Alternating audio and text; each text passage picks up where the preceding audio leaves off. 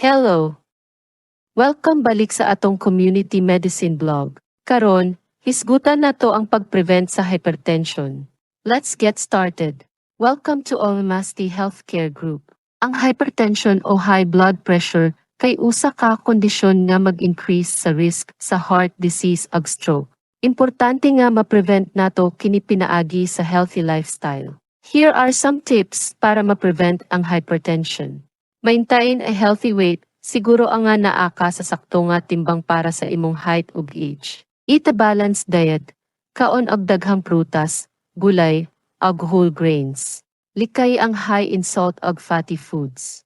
Exercise regularly, buhata ang regular nga physical activity sama sa paglakaw, jogging, o biking. Limit alcohol and avoid smoking. Minimize ang pag-inom og alcohol og likay jud ang pagpanigarilyo. Mauna to ang mga tips para ma-prevent ang hypertension. Hinaot makatabang kini sa inyong pagpanalipod sa inyong heart health.